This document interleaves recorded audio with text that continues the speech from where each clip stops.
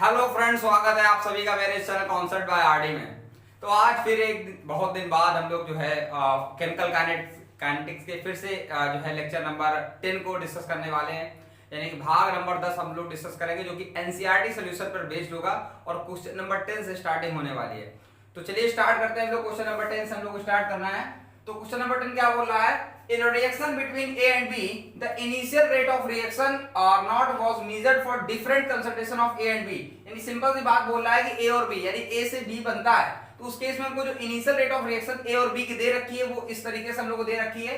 A की initial concentration जैसे 0.20 है ना, और सेकंड वाले में अगर बात करें तो 0.20 इस तरीके से B की ये दे रखी है। रेट ऑफ रिएक्शन अपने को फाइंड आउट दे रखा है, अलग अलग एक्सपेरिमेंट करके अलग अलग चीजें हैं। उस केस में हमें फाइंड आउट क्या करना है, what is the order of the reaction with respect to A and B। यानी ऑर्डर ऑफ रिएक्शन किस तरीके से फाइंड आउट करते हैं, ये हम लोग को फाइंड आउट करना है। तो सबसे पहले हम लोग क्या करेंगे, रेट लॉ ऑफ एक्सप्रेशन लिखेंगे, जो कि होता है अगर हम मान लीजिए A प्लस बी है ना, A और B बेसिकली दो रिएक्टेंट हमारे पास है, A plus B gives product बनता है, A plus B gives product बनता है। इस केस में जो रेट लॉ लिखा जाएगा, क्या लिखा जाएगा, R बराबर K into concentration of A की power X into concentration of B की पावर Y। R बराबर K into concentration of A की पावर X कंसंट्रेशन B की पावर Y जो है हम लोग उसको लिखेंगे। अब हम लोग क्या करेंगे, एक एक करके तीन इक्वेशन बनाएंगे और उन तीन इक्वेशनों को क्या करना है, सॉल्व करके हमको x और y की वैल्यू फाइंड आउट करना है। क्योंकि अगर x और y की वैल्यू फाइंड आउट हो जाएगी तो हमें ऑर्डर ऑफ रिएक्शन पता चल जाएगा, क्योंकि ऑर्डर ऑफ रिएक्शन बेसिकली जो होगा वो n equal to x plus y होगा। आ रही बात समझे? तो हम लोग करना स्टार्ट करते हैं। सबसे पहले ध्यान देखिए, जो अपने को रेट दे रखा है, सबसे पहले हम लोग इक्वेशन नंबर फर्स्ट बनाते हैं। जो रेट दे रखा है 5.07 इंटू 10 की power 5 equal to k into concentration A कितनी दे रखी, A की दे रखी 0.20 की पावर x इंटू फिर यहाँ से B की जो हमको दे रखी है बेसिकली कितनी दे रखी 0.30 की पावर कितना हो जाएगा y। इसको इक्वेशन नंबर क्या मान लेंगे, फर्स्ट मान लेंगे। सेकंड हम लोग इक्वेशन बनाते हैं। सेकंड इक्वेशन में भी 5.07 इंटू 10 की power 5 equal to k, A की कंसंट्रेशन भी वही दे रखी है 0.20 की पावर x, फिर उसके बाद 0.10 की पावर y। इसको इक्वेशन नंबर क्या मान लेंगे, सेकंड मान लेंगे।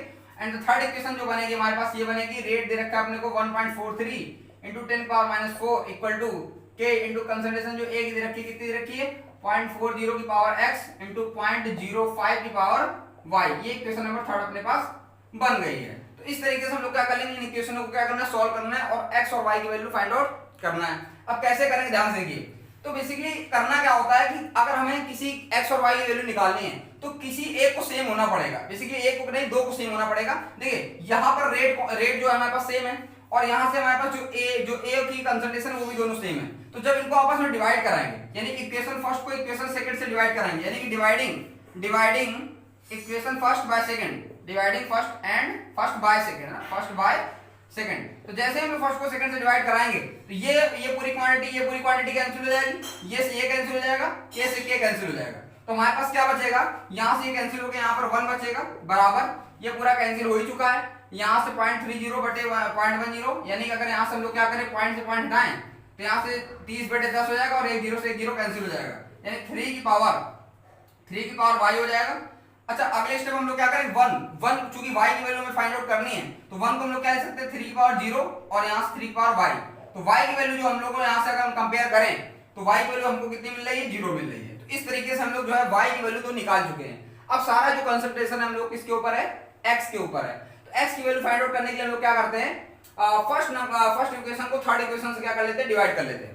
फर्स्ट को थर्ड से डिवाइड कराएंगे तो ध्यान से देखिए क्या होता है, यहाँ लिख रहे हैं 5.07 इंटू 10 की power 5 equal to k into 0.20 की पावर x इंटू 0.30 की पावर y। इस तरीके से अपने दे रखा है। और जो ये हमारे पास फर्स्ट इक्वेशन है और थर्ड इक्वेशन क्या दे रखी है 1.43 इंटू 10 की पावर माइनस का 4। क्लियर है? अच्छा यहाँ से पावर अपने को शायद -5 दे रखी है, यहाँ गलती हो गई है, यहाँ से -5 कर लीजिएगा, यहाँ -5 है ना, यहाँ से k हो जाएगा। फिर उसके बाद ध्यान से देखिए जो 0.40 दे रखा है 0.40 की पावर x है, फिर यहाँ से क्या हो जाएगा 0.05 की पावर y है। अब ध्यान देखिए y की वैल्यू अगर हम 0 पुट करें तो ये 0 किसी पावर 0 क्या होता है 1 होता है। तो इसको इन दोनों को लिखने का कोई मतलब नहीं है, क्योंकि y की पावर 0 रखेंगे, y की वैल्यू पुट करते हैं यहाँ से, किसी पावर 0 1 होता है, k से k कैंसिल हो ही चुका है, यहाँ से ये चला जाएगा, 20 दूना 40 होता है, यानी बटन कितना आ जाएगा 2 आ जाएगा। इसको आप लोग सॉल्व करेंगे तो यहाँ से जब इसको पूरी क्वांटिटी सॉल्व करेंगे तो 0.3545 आएगा। अब आप कैलकुलेशन खुद से कर सकते हैं, कैलकुलेशन तो करके नहीं दिखाया जाएगा। तो 0.3545 आ जाएगा। यहाँ से सॉल्व करेंगे कितना हो जाएगा 1/2 भाई 20 से 40 कट गया, पॉइंट से पॉइंट हट चुका है, 1/2 की पावर कितना हो जाएगा, x हो जाएगा।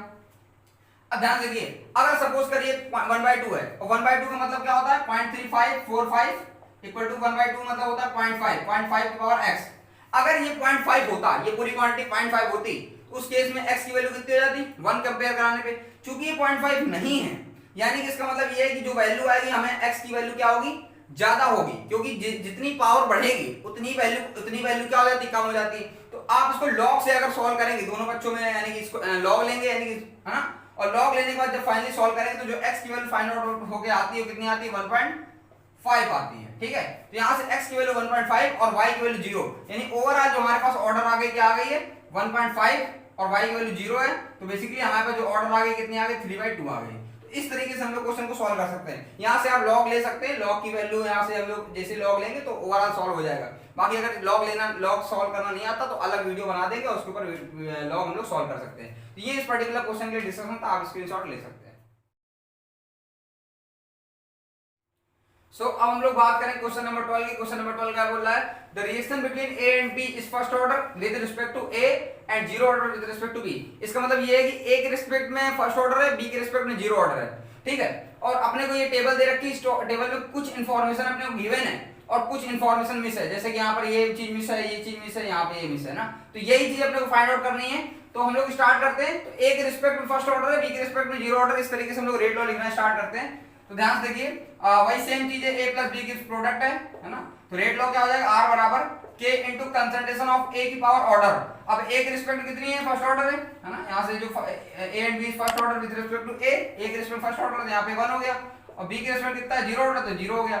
अब जैसा कि हमने पता है किसी पावर जीरो क्या होता है 1 होता है, तो ये पूरी क्वांटिटी तो 1 हो गई, यानी इसी को हम लोग क्या मान लेते हैं, इक्वेशन नंबर फर्स्ट मान लेते हैं। अब इसी में हम लोग क्या करना है, ये वैल्यू पुट करके देखना है, और जो इन्फॉर्मेशन पता है उसको हम लोग रखना है, और जो नहीं पता है उसकी वैल्यू हमको निकालना है। फॉर सबसे पहले हम लोग क्या करेंगे, इस रेट कांस्टेंट की वैल्यू निकालते हैं। तो फर्स्ट वाले से निकालने की ट्राई करते हैं, यानी कि ये हमारा स्टेप एक्सपेरिमेंट फर्स्ट है ना, EXP एक्सपेरिमेंट फर्स्ट के लिए हम लोग सॉल्व कर रहे हैं। रेट अब जो कितना पता है 2 × 10⁻² के अपने को फाइंड आउट करना है। ठीक है, ये रेट अपने को पता है। ए की कंसंट्रेशन कितनी दे रखी है 0.1, बी का कोई मतलब नहीं है क्योंकि बी बेसिकली क्या हो गया जीरो, किसी पावर 0 1 होती है, इस तरीके से हम लोग सॉल्व कर सकते हैं ना। तो यहाँ से अपने को दे रखी है, इसकी कंसंट्रेशन 0.1 दे रखी है। और देखिए इसको सॉल्व कर लेते हैं हम लोग। 2 × इसका मतलब क्या होता है, इसका मतलब ये होता है कि 2 × 10⁻² का मतलब क्या हो गया 0.02, क्योंकि बटे में आएगा और जीरो हो जाएगा। ये चीज इंटू में कहा जाएगा डिवाइड में इक्वल टू के। तो यहाँ से पॉइंट आएंगे, कितने जीरो बढ़ाएंगे 2 जीरो है ना, और यहाँ से हम लोग क्या करेंगे पॉइंट हटाएंगे 1 जीरो बढ़ेगा, 1 जीरो से 1 जीरो कैंसिल हो जाएगा, तो 2/10 इक्वल टू के। तो के की वैल्यू जो आ गई अपने पास कितनी आ गई 0.2 आ गई। तो के की वैल्यू हम लोग क्या कर चुके हैं, यानी रेट कांस्टेंट की वैल्यू फाइंड आउट कर चुके हैं। अब चूंकि फर्स्ट ऑर्डर रिएक्शन है तो इसके लिए जो यूनिट होगी क्या होगी, सेकंड इनवर्स होगी, यानी रेट कांस्टेंट की जो यूनिट होगी कितनी होगी, सेकंड इनवर्स होगी। अब हम लोग क्या करते हैं, इसकी वैल्यू फाइंड आउट करने की ट्राई करते हैं। ये है हमारे पास ए की कंसंट्रेशन। अब ए की कंसंट्रेशन निकालना है, जहां पर हमको रेट पता है, बी की तो कंसंट्रेशन बनी हो जाएगी, उससे हमें कोई मतलब भी नहीं है। तो हम लोग क्या करने जा रहे हैं, सेकंड को सॉल्व करने जा रहे हैं। तो इस केस में हम लोग यही सारी चीजें करते हैं। रेट कितना पता है 4 × 10⁻²। अब देखिए यहाँ आर की जगह ये रख दिया, के की हम वैल्यू में पता चल चुकी 0.2 है, इंटू ए की कंसंट्रेशन हमको पता करनी है। तो ए की पता करनी है तो हम लोग क्या कर लेंगे, ए को ऐसे ही रख देंगे। ठीक है, तो जो चीज पता है वो चीज रखनी है, जो चीज नहीं पता उसको हमको निकालना है। सिंपल सी बात है। तो यहाँ से पॉइंट आएंगे, नीचे क्या बढ़ाएंगे 0, 2 से हम लोग क्या कर देंगे, 2 से काट देंगे, 4 2 बार में, यहाँ से जो 10 है डिवाइड में मल्टीप्लाई हो जाएगा, इन 20 × 10⁻²इक्वल टू कंसंट्रेशन ऑफ ए। तो यहाँ से जब कंसंट्रेशन ऑफ ए निकालेंगे तो यहाँ से कितना आ जाएगा 2 × 10⁻1 हो जाएगा, 2 × 10⁻1, क्योंकि एक पावर एक जीरो है तो एक जीरो मतलब क्या होता है 10 होता है। तो यहाँ से इसका मतलब ये हुआ 0.2 हो गया, यानी जो ए की कंसंट्रेशन आ गई कितनी आ गई, ये भी कितनी आ गई 0.2 आ गई है ना। तो इस तरीके से अपने को पता होना चाहिए। देखिए यानी कि ये भी 0.2 हम लोग निकाल चुके हैं। अब हम लोग क्या करेंगे, एक्सपेरिमेंट थर्ड को सॉल्व करेंगे और एक्सपेरिमेंट 4 को। सो हम लोग बात करते हैं एक्सपेरिमेंट नंबर 3 की। तो एक्सपेरिमेंट नंबर 3 को जब सॉल्व करना बैठेंगे तो हमें इस केस में रेट निकालनी है, और ए की कंसंट्रेशन बी की पता है, तो बी से तो कोई मतलब ही नहीं है। ध्यान से देखिए, रेट अपने को निकालना है, यानी आर बराबर के की वैल्यू अपने को पता है, के की वैल्यू 0.2 यहाँ रख देंगे, और ए की कंसंट्रेशन अपने को पता है, कितनी पता है 0.4 है, तो 0.4 हो जाएगा यहाँ से। तो रेट कितना आ गया 0.4 × 0.2 करेंगे कितना आ जाएगा 0.08 है ना, 4 में 8 हो जाएगा, और 2 संख्या पहले पॉइंट लग जाएगा, तो रेट हमारे पास कितना आ गया 0.08। और रेट की यूनिट अपने को पता ही क्या होती है, mole litre inverse second inverse ये यूनिट होती है, अपने को पता होनी चाहिए।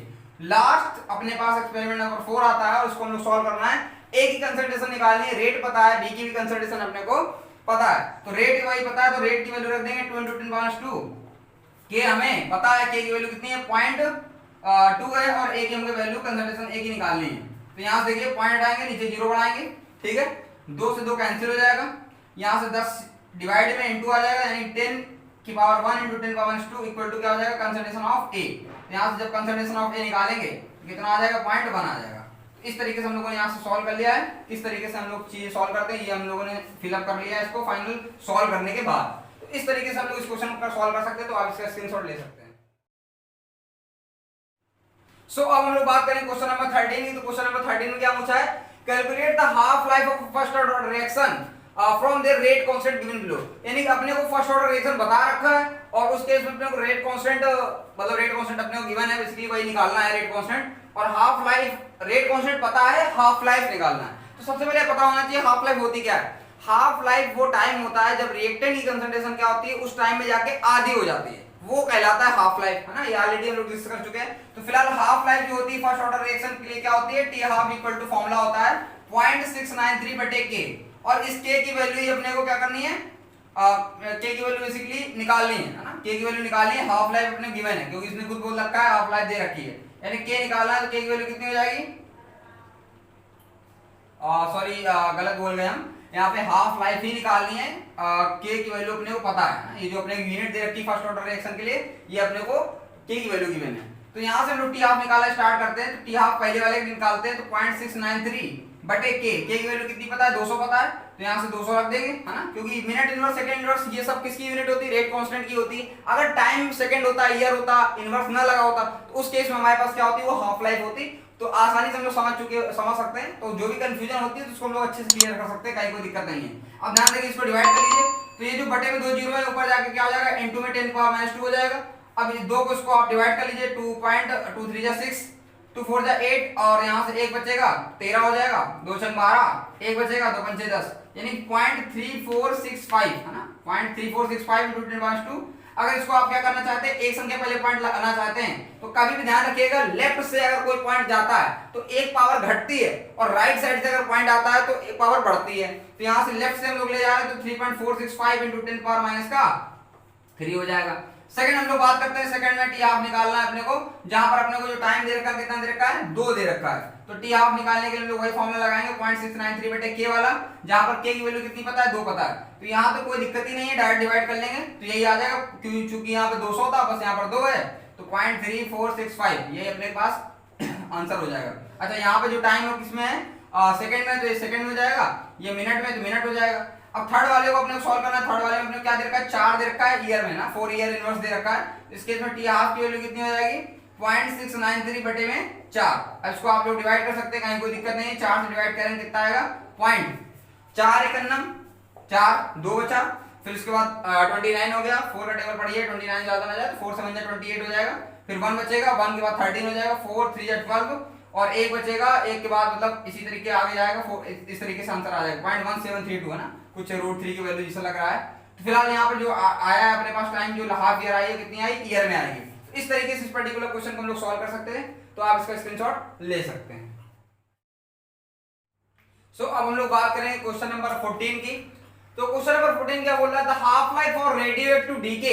अब देखिए रेडियोएक्टिव डीके वाले फंडे को समझना पड़ेगा। एक्चुअली कुछ हमारे पास रेडियोएक्टिव एलिमेंट होते हैं जिनका डीके कराना पड़ता है। डीके का मतलब होता है क्षय कराना, मतलब उनको क्या करना पड़ता है, जिस तरीके से हम लोग रिएक्शन में किसी भी जो हमारे पास कंपाउंड होता है उसका डिकम्पोजिशन कराते हैं, उसी तरीके कुछ रेडियोएक्टिव एलिमेंट होते हैं जिनका हम लोग डीके कराना पड़ता है। तो रेडियोएक्टिव डीके कराया गया किसका, कार्बन 14 का, और उस कार्बन 14 की जो हमको हाफ लाइफ दे रखी, कितनी दे रखी, 5730। अब जैसा कि हम बता चुके हैं, हाफ लाइफ का मतलब होता है कि ऐसा टाइम जब रिएक्टेंट की कंसंट्रेशन क्या हो चुकी हो, आधी हो चुकी हो, बेसिकली रिएक्टेंट कंसंट्रेशन आधी हो चुकी हो उस टाइम में, एट पर्टिकुलर टाइम जब हमारे पास रिएक्टेंट कंसंट्रेशन आधी हो चुकी हो। उसके बाद हमें दे रखा है an archaeological artifact containing wood had only 80% of the carbon 14 found in a living tree. यानी कि हमारे पास जो आर्कियोलॉजिकल आर्टिफैक्ट है, इसका मतलब जो पुरातत्व जो कलाकृति है, उसमें जो लकड़ी की जो लकड़ी है, उस लकड़ी में कार्बन 14 की जो मात्रा है लिविंग ट्री में, यानी किसी भी जीवित जो है वृक्ष में, वो कितनी बचती है हमारे पास, 80% बचती है। तो उस केस में हमको क्या फाइंड आउट करना है, एस्टिमेट करना है एज ऑफ द सैंपल। तो इसके लिए जो फॉर्मूला होता है इसको हम लोग डिस्कस करना स्टार्ट करते हैं। फॉर्मूला हमारे पास क्या होता है, लैम्डा बराबर 2.303 बटे टी लॉग एन नॉट बटे एन। अब आप सोच रहे होंगे ये फॉर्मूला तो हम लोगों ने पढ़ा भी नहीं, तो जी हाँ बिल्कुल पढ़ा नहीं, लेकिन कुछ फॉर्मूला उसी तरीके रिलेट हो रहा है। ध्यान से देखिए यहाँ पर क्या होता है, लैम्डा जो होता है इसको हम लोग बोलते हैं डीके कांस्टेंट। अब अपनी रिएक्शन में जो हम लोगों ने पढ़ा वो किसको पढ़ा है, डीके कांस्टेंट की जगह हम लोगों ने पढ़ा रेट कांस्टेंट को। एन नॉट यहाँ पर क्या होता है कि क्या उसकी कंसंट्रेशन शुरुआत में थी उस सैंपल की, और ये हमारे पास एन क्या है, जो remaining concentration at time T equal to T होता है वो। तो बस एन नॉट की जगह हम लोगों ने क्या पढ़ा है, ए नॉट पढ़ा है, और एन की जगह क्या पढ़ा, ए टी पढ़ा है। तो सारी चीजें वही है, कुछ अंतर नहीं है, बस लैम्डा की जगह बेसिकली क्या होता है, के होता है। तो पूरा फॉर्मूला वही है, बस थोड़ा सा अंतर है। क्लियर है। और लैम्डा की वैल्यू चूंकि हाफ लाइफ की बात कर रहा है, तो चूंकि फर्स्ट ऑर्डर रिएक्शन है, तो फर्स्ट ऑर्डर रिएक्शन में जैसे हम लोगों ने पढ़ा क्या होता है 0.693 बटे टी हाफ, है ना, क्योंकि इसने बोला शायद फर्स्ट ऑर्डर रिएक्शन की बात हो रही है यहाँ पे, है ना। तो यहां से क्या हो जाएगा 2.303 बटे टी लॉग एन नॉट बटे एन, इस तरीके से हमारे पास हो जाएगा फॉर्मूला। अब हम लोग वैल्यू फाइंड पुट करना है और उसके बाद हम लोग को वैल्यू निकालनी है। तो शुरुआत में ध्यान से देखिए, शुरुआत में जो हमारे पास कंसंट्रेशन होगी वो क्या होगी, अपने आप में 100% होगी, एन नॉट की वैल्यू कितनी होगी, 100 होगी। आ रही बात समझे। और जो n की वैल्यू हो जाएगी क्या हो जाएगी, क्योंकि 80% हमारे पास बचा हुआ है, रिमेनिंग 20% ही डिकम्पोज हो पाया कार्बन 14, तो 80% हमारे पास, यानी कि n की वैल्यू कितनी हो जाएगी, 80 हो जाएगी। आ रही बात समझे भाई। 80% जो है n की वैल्यू हमारे पास 80 क्यों हो जाएगी, क्योंकि यहाँ पर इसने खुद बोला है कि 80% ही बचा हुआ है, लिविंग ट्री में 80% बचा हुआ है। वैल्यू पुट करेंगे हम लोग 0.693 बटे टी हाफ की वैल्यू अपने दे रखी 5730 इक्वल टू 2.303 बटे हमें टी निकालना है लॉग एन नॉट की वैल्यू हम लोग क्या रखेंगे, एन नॉट की वैल्यू रखेंगे 100 और एन की जगह कितना रखेंगे 80। 0 0 कैंसिल हो जाएगा। इसको हम लोग सॉल्व कर लेते हैं। इसको हम लोग 0.693 बटे चल रहा 5730 इक्वल टू हो जाएगा 2.303 बटे में टी। अब ध्यान देखिए 2 से काटेंगे, 2 पंचे 10 और 2 चौको 8, तो लॉग 5/4 इस तरीके से हो जाएगा। तो लॉग की कुछ वैल्यूज होती है जो हम लोग यहाँ पर डिस्कस करते हैं। लॉग की वैल्यूज को यहाँ पर लिख दे रहे हैं। जैसे कि log 2 की अगर बात करें तो log 2 की वैल्यू होती है 0.3010, log 3 की जो वैल्यू होती है 0.477, log 5 की जो वैल्यू होती है 0.698, है ना। इस तरीके से कुछ वैल्यू होती है। log 7 की इसी तरह log 7 की वैल्यू होती है 0.89 करके कुछ होती है। तो इस तरीके से आपको कुछ log की वैल्यू याद करना पड़ेगा। तो यहाँ से एक प्रॉपर्टी लग रही है log की, log m/n, अगर इसको m माने और इसको n माने तो log m/n जो होता है वो होता है log m minus log n, इस तरीके से होता है। तो जैसे ही आप लोग उसको सॉल्व करेंगे तो जो t की वैल्यू आएगी कितनी आएगी 1845, है ना, यानी कि 1845 ईयर, ये t की वैल्यू फाइंड आउट हो जाएगी। सिंपल कैलकुलेशन आप लोग कर सकते हैं। यहाँ पर log 5/4 है तो log ये वाली प्रॉपर्टी लगा के log 5 माइनस log 4 कर देंगे। log 5 की वैल्यू हमने बताई दी है। log 4 की वैल्यू कैसे आएगी, तो log 4 की वैल्यू बहुत आसानी से आ जाएगी। ध्यान से देखिएगा, log 4 को हम लोग लिख सकते हैं, देखिए 4 है, 4 को हम लोग क्या लिख सकते हैं 2 का स्क्वायर, यानी 4 का है 2 का स्क्वायर। और ये log की प्रॉपर्टी एक और होती है log m की पावर n, है ना। मैथ वाले स्टूडेंट इसको जानते होंगे, नहीं जानते तो आप लोग जान लीजिए। log m की पावर n होता है, log m की पावर n जो होता है n log m, है ना, n log m। तो यहाँ से 2 आगे आ जाएगा, 2 log 2 हो जाएगा। और 2 log 2 की वैल्यू हमने बता दी 0.3010 होती है। इस तरीके से हम लोग क्या कर सकते हैं, इस क्वेश्चन को सॉल्व कर सकते हैं। तो ये इस पर्टिकुलर क्वेश्चन का सोल्यूशन का आप इसको स्क्रीनशॉट ले सकते हैं। सो हम लोग क्वेश्चन नंबर 15 की बात करेंगे। तो क्वेश्चन नंबर 15 काफी टफ क्वेश्चन है अपने आप में, ठीक है, इसको देखना बनता है। और टोटल 6 पार्ट में है, तो एक एक करके हम लोग इस पार्ट को डिस्कस करेंगे। क्लियर है। तो एक बार स्टार्ट करते हैं क्वेश्चन पढ़ना। तो क्या बोला है, the experimental data for decomposition of N2O5। तो N2O5 का अगर हम डिकम्पोजिशन कराते हैं तो हमें बेसिकली क्या बनता है, NO2 और O2 मिलता है। अच्छा, ये N2O5 वाला बार बार डिस्कस कर चुके हैं, तो आपको पता हो जाना चाहिए कि फर्स्ट ऑर्डर रिएक्शन है ना। कुछ चीजें डायरेक्टली याद भी होनी चाहिए, ऐसा नहीं कि सारी चीजें आपको समझने वाली है ना, सारी चीजें समझने वाली है, कुछ चीजें याद भी करनी पड़ती हैं।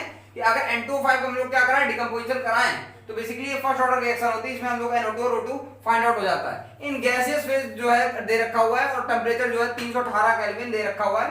और ये टेबल अपने को दे रखी है इस तरीके से, टाइम सेकंड में दे रखा है 0 4 800 1600 1200 इस तरीके से दे रखा है। और N2O5 की कंसंट्रेशन इनटू 10^2, यानी कि N2O5 की कंसंट्रेशन आपको तब पता चलेगी इसमें से अगर हम लोग 10^2 क्या करते हैं, मल्टीप्लाई करते हैं, उससे कोई दिक्कत वाली बात नहीं। इस तरीके से अपने कंसंट्रेशन दे रखी है। अच्छा, जैसे जैसे टाइम जा रहा है वैसे वैसे N2O5 कंसंट्रेशन घट रही है।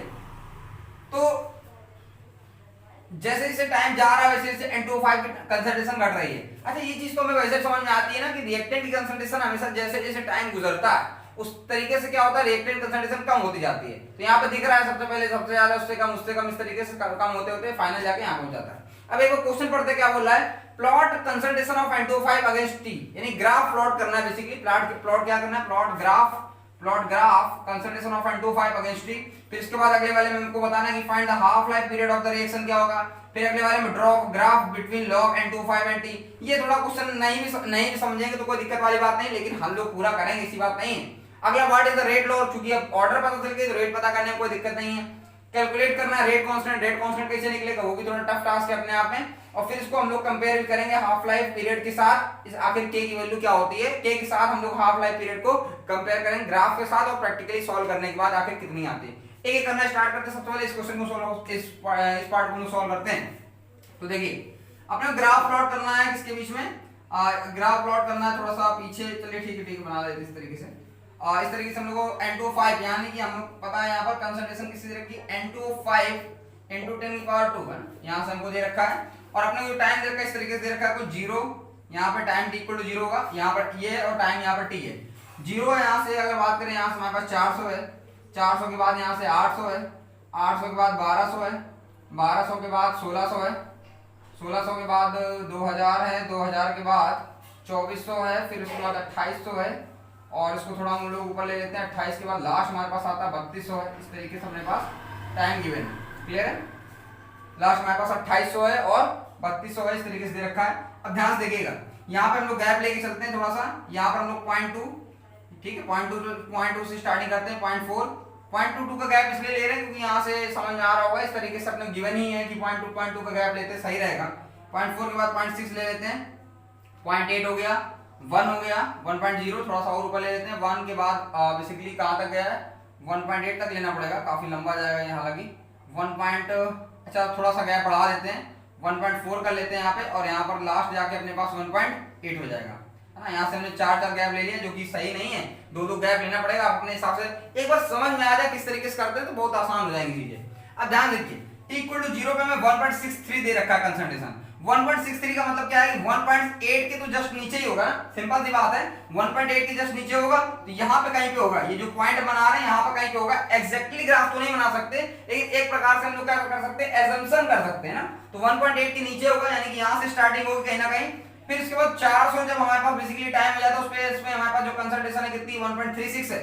1.36 का मतलब ये है कि 1.4 के नीचे आएगा, यानी यहाँ पे हमने कहीं मान लिया, तो 4 के पास, यानी 4 के सिधान में, यानी यहाँ कहीं है ना, बेसिकली यहाँ कहीं अगर हम बात करें, यहाँ पे अगर कहीं होगा 400 की जो है सिधान में होना चाहिए, सीधी होना चाहिए, और 1.36 यहाँ कहीं होगा, यहाँ पर 1.36 होगा, यानी सेकंड पॉइंट जो अपने को मिला वो यहाँ पे मिला।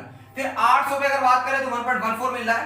1.14 का मतलब ये है कि 1 के नीचे ही होगा, 1 के सॉरी ऊपर होगा। 1.14 की अगर बात करें तो चूंकि 1 के ऊपर ही होगा क्योंकि गैप बहुत ज्यादा ले लिया था, तो यहाँ पे कहीं होगा, यानी 800 पे यहाँ कहीं, यहाँ पे बेसिकली यहाँ पे कहीं होगा, है ना, यहाँ पे कहीं थोड़ा सा इस तरीके से यहाँ पे कहीं होगा।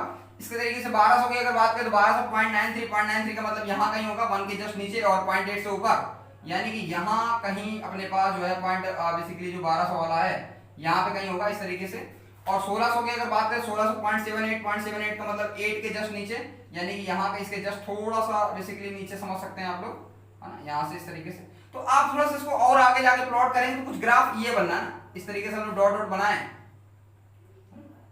इस तरीके से अगर बनाए तो थोड़ा इस तरीके से जो है ग्राफ इस तरीके से जो है जाएगा, यानी रेक्टेंगुलर हाइपरबोला। क्या बनेगा, रेक्टेंगुलर हाइपरबोला करके कुछ ग्राफ बनेगा। एग्जैक्टली ग्राफ हम लोग नहीं बना सकते, हालांकि जब तक अपने पास ग्राफ पेपर नहीं होगा तो उसी से हम लोग अच्छा सही से बना सकते हैं, लेकिन आपको कुछ लग रहा हो कुछ इस तरीके से ग्राफ जा रहा है, तो ये इस पर्टिकुलर क्वेश्चन का ग्राफ है जो कि हम लोगों ने पहला नंबर डिस्कस किया। अब हाफ लाइफ को भी यही समझ लेते हैं जरा क्या है। देखिए हाफ लाइफ वो टाइम होता है जब हमारे पास रिएक्टेंट कंसंट्रेशन क्या हो जाती है, आधी हो जाती है। अब ध्यान देखिए, शुरुआत में हमारे पास कंसंट्रेशन कितनी थी, 1.63 थी। अब इसकी अब ये शुरुआत में इतनी थी, अब आधी का मतलब क्या है, सॉल्व कर लीजिए, इसको आधा कर दीजिए, तो 0.8 है ना, 0.8, और उसके बाद 2 फिर एक बचेगा 0.815, यानी 0.815 के करीब जो है कंसंट्रेशन हो जानी चाहिए। तो ऐसा कौन सा टाइम है जहां पर 0.815 इसकी कंसंट्रेशन हो रही हो, तो यहाँ पर ये देखिए 0.93 के पहले होगा और 1.14 के, तो कुल मिला के इसको अगर हम लोग बेसिकली एक्सपेरिमेंट से इसको सॉल्व करें तो कुछ 1420 इस तरीके से इसका कुछ आंसर बेसिकली एनसीईआरटी में गिवन है। और इसको लोग प्रैक्टिकली बाद सॉल्व भी करेंगे तो इस तरीके से यहाँ पर इस तरीके से आता है। तो ये इस क्वेश्चन का आंसर था और ये इस क्वेश्चन के लिए हम ग्राफ प्लॉट कर चुके हैं। नेक्स्ट हम लोग ये लॉग वाले को सॉल्व करते हैं, देन इसके बाद रेट लॉग। अच्छा रेट लॉग भी हम लोग यहाँ पे देख सकते हैं, रेट लॉग इस तरीके से लिखेंगे। देखिए रेट लॉग क्या होता है, देखिए रेट थर्ड वाले पार्ट हम लोग फोर्थ वाले कर रहे हैं, थर्ड वाले को उसके बाद कर लेंगे। जो रेट होता है क्या होता है, के इनटू कंसंट्रेशन किसकी, N2O5। क्योंकि हमें पता है कि जो होता है रेट क्या होता है, रेट होता है रेट इक्वल टू होता है रेट कांस्टेंट रिएक्टेंट की कंसंट्रेशन उसकी पावर ऑर्डर, और ऑर्डर अपने पता है फर्स्ट ऑर्डर, तो यहाँ पे पावर कितनी हो जाएगी, 1 हो जाएगी। 3 क्वेश्चन हम लोग इसमें कर चुके हैं और 3 ही क्वेश्चन इसके बाद करना है। तो हम लोग सबसे पहले ये वाला करेंगे, सेकंड नंबर, फिर इसके बाद 5th नंबर और इसके बाद 6th नंबर। तो आप इसका स्क्रीनशॉट ले सकते हैं। सो अब हम लोग बात करेंगे इस क्वेश्चन पार्ट नंबर 3 की। इसमें क्या बोला है, draw graph between log N2O5 and T। तो बेसिकली इसकी कुछ वैल्यू हमको पता होनी चाहिए तभी हम लोग ग्राफ प्लॉट कर पाएंगे। तो यहाँ पे हमको टाइम गिवन है सेकंड में, यहाँ पर ये बेसिकली कंसंट्रेशन दे रखी, तो कुछ मैंने लिखी कुछ नहीं लिखी। जैसे 1.63 लिख दिया into 10 पावर 2 है तो मल्टीप्लाई हो गया, यहाँ पर 1.36 into 10 पावर 2 है तो मल्टीप्लाई हो गया। इस तरीके से आगे भी होगा, है ना। अब log N2O5 की वैल्यू आप निकालेंगे तो ये तो बेसिकली क्या करना पड़ेगा, टेबल से देख के ही सॉल्व करना पड़ेगा और उसका कोई चारा नहीं है। तो log जब हमने इसको टेबल से देखा तो फाइनल जाके इसकी वैल्यू -1.79, इसकी -1.87, इस तरीके से सबको सॉल्व करने पे ये आ रही है। तो आप ध्यान देखिए लगातार जो है बेसिकली क्या है, जैसे जैसे टाइम बढ़ रहा है उस तरीके से यहाँ पर हमारे पास कंसंट्रेशन क्या हो रही है, घटती जा रही है। तो कंसंट्रेशन घटती जा रही है इसका मतलब ये है ना, कंसंट्रेशन घट रही है, इसका मतलब जो हमारे पास स्लोप आएगा क्या आएगा, निगेटिव स्लोप आएगा। log N2O5 पे टाइम के साथ जो ग्राफ आएगा क्या आएगा, निगेटिव आएगा। और वैसे भी अपने को पता है कि जो N2O5 ये वाली जो रिएक्शन है फर्स्ट ऑर्डर रिएक्शन है, और फर्स्ट ऑर्डर रिएक्शन के बीच में जब हम लोगों ने सॉल्व किए थे log AT बराबर log A0 माइनस KT वाला जो हम लोगों ने फंडा पढ़ा था, उस केस में हम लोगों ने सारे ग्राफ प्लॉट किए। तो हमेशा फर्स्ट ऑर्डर में जो ग्राफ आता है log के साथ वो हमेशा निगेटिव स्लोप का ही ग्राफ आता है, जिसमें स्लोप की वैल्यू कितनी होती है, माइनस की k.2.303। इस तरीके से हम लोग सॉल्व कर सकते हैं। और यहाँ पे हम लोग समझ चुके हैं, we can find that the graph between log N2O5 versus time is a straight line with negative slope, यानी कि एक स्ट्रेट लाइन होगा और नेगेटिव स्लोप के साथ होगा। इस तरीके से हम लोग सॉल्व कर सकते हैं। अब अपने को क्या फाइंड आउट करना है, अब इसके बाद हम लोगों को ये दो चीजें और देखनी, एक रेट कांस्टेंट देखना है, ठीक है, और रेट लॉ हम लोग ऑलरेडी देख चुके हैं, और एक हम लोग को कैलकुलेट करना है कि हाफ लाइफ को कैलकुलेट करके कंपेयर करना है कि आखिर जो हम लोगों ने पीछे को सॉल्व किया था के के साथ, है ना। तो ये आप लोग स्क्रीनशॉट ले सकते हैं। इसके बाद हम लोग ये दोनों पार्ट देख लेते हैं। सो अब हम लोग उसको सॉल्व करना स्टार्ट करते हैं। तो इसको सॉल्व करते हैं कि भाई किस तरीके से हम लोग को रेट कांस्टेंट निकालना है। तो ध्यान रखिए जो स्लोप है क्या है, माइनस k/2.303। और देखिए स्लोप निकालने का फंडा क्या होता है, दो टाइम ले लीजिए कोई भी, जैसे कि 0 और मान लीजिए इनको ले लिया। तो अपने को पता है स्लोप जो होता है क्या होता है, y2 - y1 बटे x2 - x1, है ना। मतलब एक प्रकार से y2 - y1 क्या है, ये हमारे पास ऊपर क्या रखते हैं, ऊपर हम लोग रखते हैं कंसंट्रेशन। बेसिकली जो हम लोग सॉल्व करते हैं रेट निकालते हैं तो क्या होता है, चेंज इन कंसंट्रेशन बटे टाइम इंटरवल होता है। तो ऊपर हम लोग कंसंट्रेशन रख देंगे, नीचे टाइम रख देंगे। तो कंसंट्रेशन हम मान ले रहे हैं इसमें से, इस वाले में से इसको घटा ले रहे हैं, क्योंकि माइनस अलग से लगाएंगे तो माइनस माइनस क्या हो जाएगा, प्लस हो जाएगा। माइनस का y2 - y1 यानी 0.35 माइनस 1.63 बटे x2 - x1, ये दो टाइम ले रहे हैं, 3200 वाला 0 वाला, और उन्हीं पे हम लोग कंसंट्रेशन देख रहे हैं 3200 और माइनस 0, और यहाँ से क्या आ जाएगा -k/2.303। यहाँ से हम लोग सॉल्व कर लेंगे, यहाँ से माइनस माइनस क्या हो जाएगा, प्लस हो जाएगा। जब k की वैल्यू सॉल्व करेंगे तो कुछ आएगा 4.8 × 10⁻⁵ करके। तो आप सॉल्व कर सकते हैं, कहीं कोई दिक्कत नहीं। तो इस तरीके से हम लोग k की वैल्यू क्या कर सकते हैं, फाइंड आउट कर सकते हैं। अब फाइनल जाके अपने से पूछा है कैलकुलेट करना हाफ लाइफ को, तो बेसिकली हाफ लाइफ आराम से लोग निकाल सकते हैं। क्या होगी हाफ लाइफ की वैल्यू, तो हाफ लाइफ की वैल्यू यहाँ से निकालेंगे तो t हाफ बराबर क्या होता है 0.693 बटे k। ये हम लोग लास्ट पार्ट सॉल्व कर रहे हैं, vi यानी कि 6 पार्ट सॉल्व कर रहे हैं। और t हाफ की वैल्यू यहाँ से निकालेंगे तो 0.693 बटे 4.8 × 10⁻⁵ इस तरीके से आप रखेंगे। तो जो आंसर आता है कुछ ईयर में आता है 1485, है ना। इस तरीके से देखिए अलग अलग डेटा, ऐसा कुछ नहीं है कि एक जैसा ही आएगा। तो कुछ कुल मिला के इस तरीके से है। जैसे पीछे हम लोगों ने डिस्कस किया तो 1442 करके आ रहा था, है ना, और यहाँ पे 1485 इस तरीके से कुछ आ रहा। तो ये अलग अलग बुकों में अलग अलग डेटा दे रखा है। तो इतना इस क्वेश्चन को लाइट वो नहीं लेना, काफी अच्छा क्वेश्चन था अपने आप में, काफी बेहतर क्वेश्चन था। तो आप इसका स्क्रीनशॉट ले सकते हैं। सो अब हम लोग इस क्वेश्चन को देखते हैं क्या बोला question number 16। The rate constant for a first order reaction is 60 second inverse है ना, रेट कांस्टेंट दे रखा है, इसका मतलब अपने क्या दे रखा है, k की वैल्यू दे रखी है 60 है ना, 60 सेकंड इनवर्स अपने गिवन है। How much time take it will take, यानी कितना टाइम लेगा, यानी t की वैल्यू फाइंड आउट करनी है, to reduce the initial concentration of the reactant to its 1/6 value. इसका मतलब क्या है कि इनिशियल कंसंट्रेशन का भाई अगर क्या हो जाए 1/16 हो जाए तो क्या होगा, उस केस में हम लोगों को जो है टाइम निकालना कैसे करेंगे। तो मान लिया कि शुरुआत में हमारे पास कंसंट्रेशन कितनी थी, A0 थी है ना, शुरुआत में t इक्वल टू 0 पे, t इक्वल टू 0 पे जो कंसंट्रेशन थी कितनी थी, A0 थी, और at time t equal to t पे उसने बोला कि रिड्यूस होके मतलब कम होके कितना बचा है, रिमेनिंग कितना है 1/16 हो जाता है, यानी A0 का कितना हो जाता है 1/16। तो A0 शुरुआत में था और time t equal to t पे क्या हो जाता है, A0/16 हो जाता है, यही इसने बोला। तो यानी कि हमको A0 की वैल्यू पता चल गई और AT की वैल्यू पता चल गई। अब हम लोग क्या करेंगे, फर्स्ट ऑर्डर रिएक्शन के लिए फॉर्मूला लगाएंगे। तो क्या होता है फॉर्मूला, k बराबर 2.303 बटे t log A0 बटे AT, यही फॉर्मूला होता है अपने पास, टू द बेस 10। तो यहाँ से हम लोग फाइंड आउट करना है टाइम, तो टाइम की वैल्यू कितनी हो जाएगी 2.303 बटे k की वैल्यू यहाँ पे कितनी है 60 है, log A0 की वैल्यू कितनी है, A0 की वैल्यू बेसिकली हमें पता नहीं, तो A0 की जगह A0 ही रखना है, ठीक है। AT की जगह कितना रखना है, A0/16 बटे में 16 कहाँ जाएगा, ऊपर 16 जाएगा, A0 से A0 कैंसिल हो जाएगा, t की वैल्यू कितनी आ जाएगी 2.303 बटे 60। अब ध्यान देखना log 16 है, 16 को हम लोग लिख सकते हैं 2 की पावर 4, 16 को क्या लिखा जा सकता है, 2 की पावर 4 लिखा जा सकता है, सिंपल सी बात है। तो यहाँ से क्या होगा, log m की पावर n वाली प्रॉपर्टी लग जाएगी। तो n m की पावर n क्या होता है, n log m, यानी n 4 आगे आ जाएगा, यानी 2.303 बटे 60, और यहाँ से क्या हो जाएगा इनटू में 4, log 2 की वैल्यू थी 0.3010। अब यहाँ से आप सॉल्व करेंगे तो t की वैल्यू कितनी आ जाएगी 0.4042, इस तरीके से जो है सॉल्व होके आंसर आ जाएगा, सेकंड में आंसर आएगा, क्योंकि अपने को रेट कांस्टेंट की वैल्यू सेकंड में दे रखी है। इस तरीके से हम लोग इस तरीके की वैल्यू सॉल्व कर सकते हैं। आप कैलकुलेशन आप लोग चेक कर लीजिएगा, इस तरीके से इनको जैसे सॉल्व करेंगे तो आंसर ये आ जाएगा। तो ये इस पर्टिकुलर क्वेश्चन का सॉल्यूशन था, आप इसको देख सकते हैं। सो अब हम लोग क्वेश्चन नंबर 17 की बात करते हैं। तो क्वेश्चन नंबर 17 क्या बोल रहा है, during nuclear explosion, nuclear explosion करने के बाद one of the product is 90 strontium, strontium जिसका एटॉमिक नंबर कितना है 90 है, और उसकी हाफ लाइफ अपने कितनी दे रखी 28.1 इयर्स है ना। अब बोला इफ 1 माइक्रोग्राम है ना, 1 माइक्रोग्राम ऑफ 90 स्ट्रोंशियम, अगर 90 स्ट्रोंशियम है, वही स्ट्रोंशियम का एटॉमिक नंबर दे रखा है, was absorbed in the bones of newly born baby instead of calcium. मतलब सिंपल सी बात बोल रहा है कि एक नवजात शिशु में अगर कैल्शियम के स्थान पर क्या हो जाए, अगर स्ट्रोंशियम को क्या कर दिया जाए, एब्सॉर्ब कर दिया जाए, यानी अवशोषित कर दिया जाए, और how much it will take remain after 10 साल, तो 10 साल और 60 साल बाद इट विल नॉट लॉस्ट। और ये बोला गया है कि अगर ये उपापचयन के दौरान खत्म ना हो तो कितने 10 साल और 60 साल बाद आखिर इसकी मात्रा कितनी बचेगी, वही हमको फाइंड आउट करनी है। तो सबसे पहले हम लोग वही जो चीज अपने को पता है वो सारी चीजें लिखते हैं। जैसे कि अपने को पता है फर्स्ट ऑर्डर तो होगी, जाहिर सी बात है, क्योंकि ये जो जितनी भी न्यूक्लियर रिएक्शन होती है सारी फर्स्ट ऑर्डर रिएक्शन होती है, अपने को पता होना चाहिए। जो कार्बन 14 वाली भी थी, इसीलिए हम लोगों ने इसको फर्स्ट ऑर्डर मान लिया था। टी हाफ की वैल्यू कितनी दे रखी 28.1 ईयर दे रखा है, ठीक है। और हम लोग क्या करेंगे, दो हम लोग को टाइम दे रखा है, 10 दे रखा है, 60 दे रखा है। सबसे पहले हम लोग के बराबर लिखेंगे, के बराबर फॉर्मूला होता है 2.303 बटे टी लॉग है ना, लॉग A0 बटे AT है ना, A0 बटे AT इस तरीके से।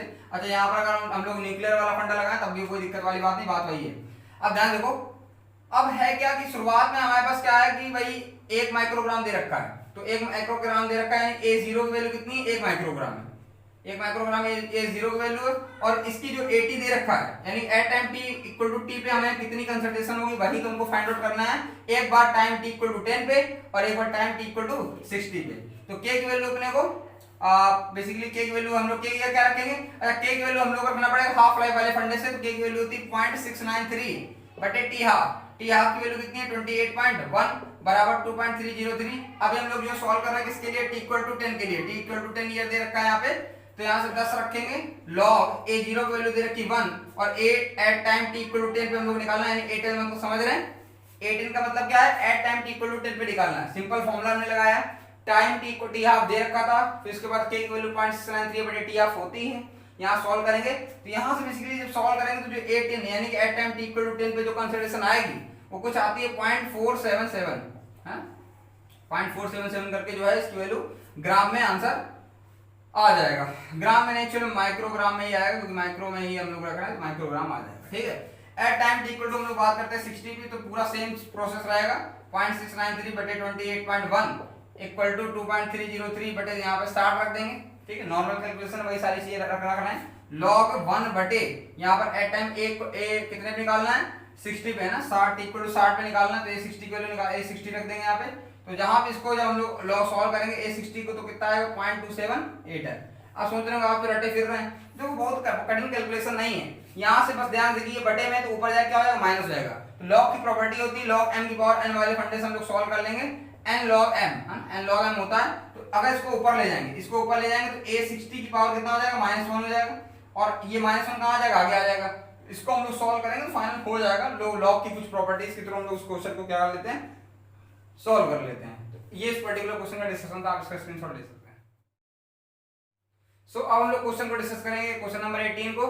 क्वेश्चन नंबर 18 क्या बोला है, for a first order reaction so that time required for 99% completion is twice the time required for the completion of 90% of the reaction। मतलब समझो, मतलब ये बोल रहा है कि अगर कोई रिएक्शन 99% कंप्लीट हो जाती है तो वो बेसिकली क्या होनी चाहिए 2 टाइम्स होनी चाहिए, ट्वाइस होनी चाहिए। जब हमारे पास वो रिएक्शन कितनी परसेंट कंप्लीट हो जाती है 90% कंप्लीट हो जाती है।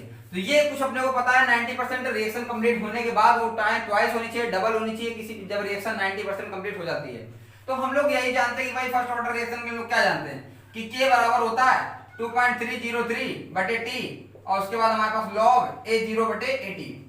अब ध्यान समझना, शुरुआत में हम लोग मान रहे हैं कि भाई जो हमारे पास इनिशियल कंसंट्रेशन थी कितनी थी 100 थी।